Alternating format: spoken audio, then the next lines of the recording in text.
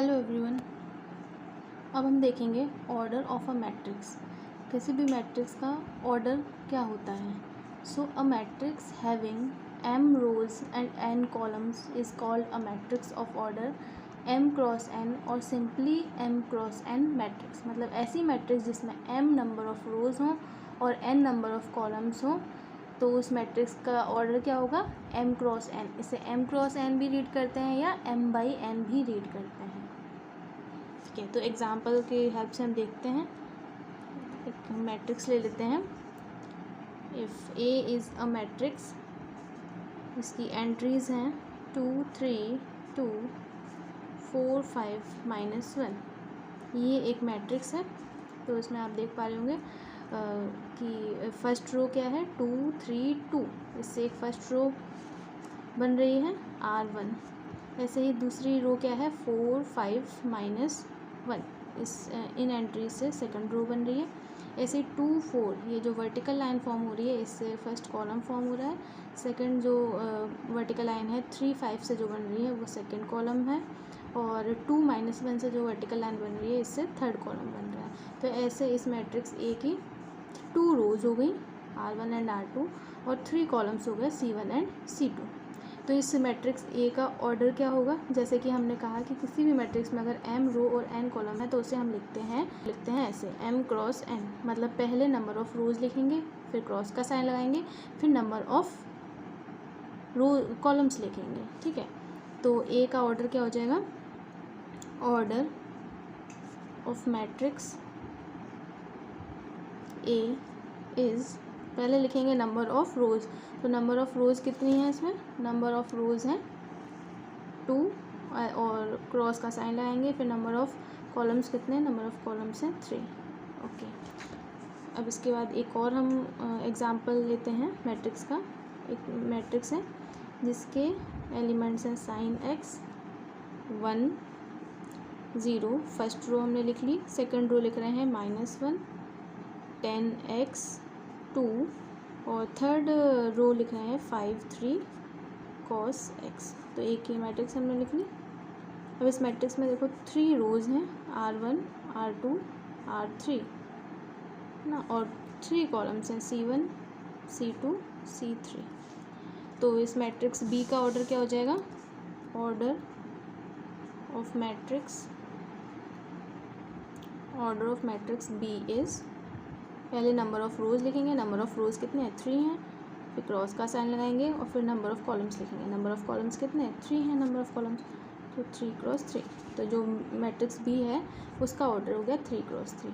तो बस इस बात का आपको ध्यान रखना है, ऑर्डर लिखते टाइम जो फर्स्ट एंट्री होगी यहाँ पर ये नंबर ऑफ़ रोज़ को रिप्रेजेंट करेगी और सेकेंड वाली एंट्री नंबर ऑफ़ कॉलम्स को रिप्रेजेंट करेगी।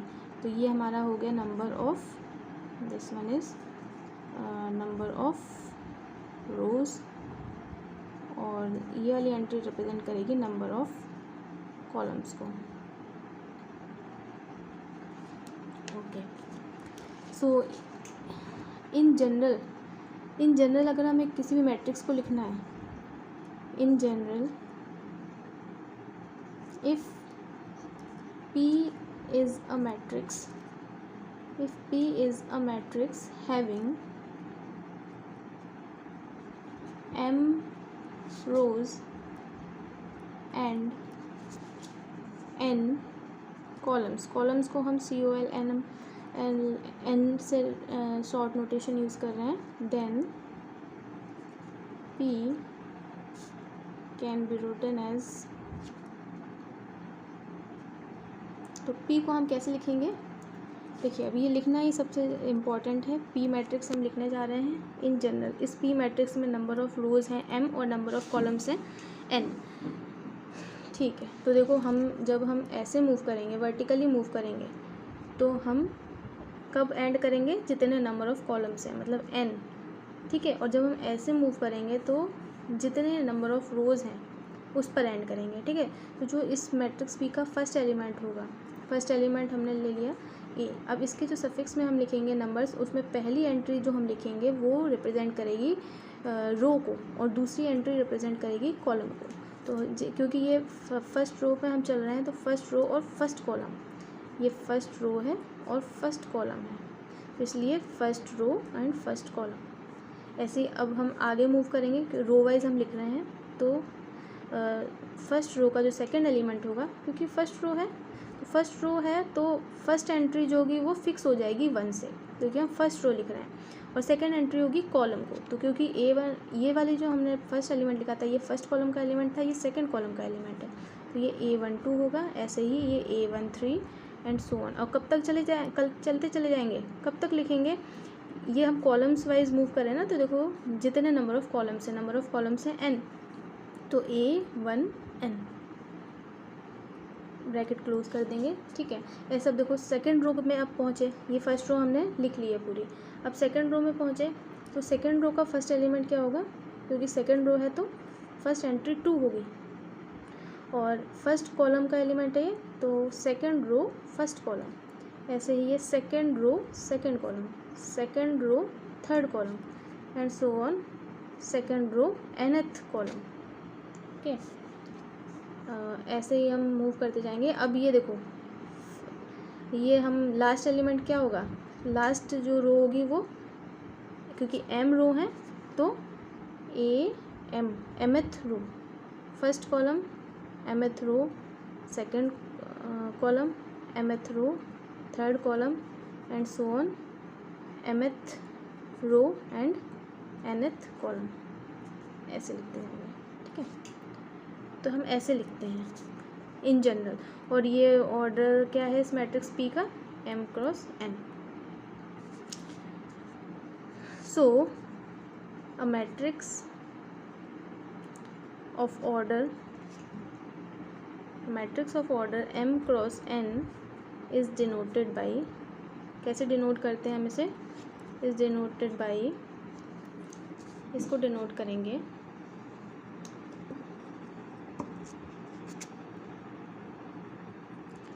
Is denoted by P is equal to, compact form में ऐसे लिखते हैं Aij क्या रिप्रेजेंट कर रहा है, एलिमेंट्स को रिप्रेजेंट कर रहा है P मैट्रिक्स के, दिस, जहाँ पर I हमारा क्या है, जो A का सफिक्स में I लिखा है ये रो को रिप्रेजेंट करता है, और J कॉलम को, फर्स्ट एंट्री रो को, सेकंड एंट्री कॉलम को। बार बार बोल रही हूँ, इस बात का ध्यान रखना है, फर्स्ट एंट्री रो को रिप्रेजेंट करती है, सेकंड एंट्री कॉलम को रिप्रेजेंट करती है। तो नंबर आई क्या है, नंबर ऑफ रोज़ को रिप्रेजेंट करेगा, आई हमारा मूव करेगा 1 to m, क्योंकि m रोज़ हैं, और सेकंड एंट्री कॉलम्स को, तो कॉलम्स हमारे n हैं, और यहाँ पर आई जे नेचुरल नंबर्स हैं, क्योंकि आई जे कभी भी नेगेटिव में नहीं होंगे और ना ही कभी ज़ीरो होंगे।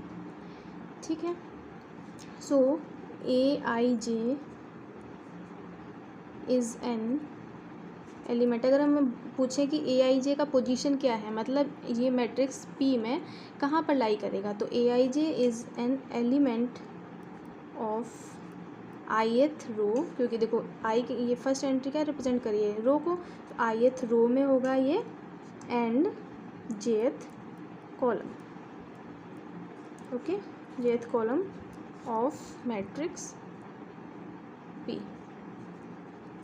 ये चीज़ क्लियर है। जैसे कि यहाँ पर हम देख रहे हैं ना, अगर हम ले लेते हैं A23, इसकी पोजीशन क्या है, second row third column, second row third column. AM3 की पोजीशन क्या है, mth row third column, mth row third column. ऐसे ही Aij की पोजीशन क्या है, ith row jth column, ith row jth column. Okay,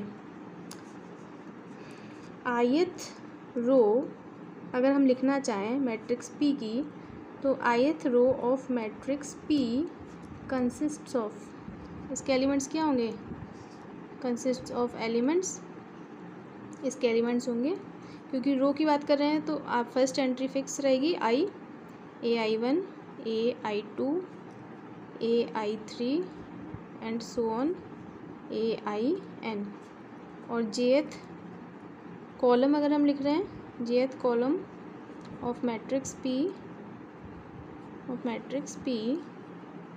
consists of elements, इसके elements क्या क्या होंगे, A1j, सेकेंड एंट्री फिक्स रहेगी क्योंकि jth कॉलम की बात कर रहे हैं, A2j, A3j and so on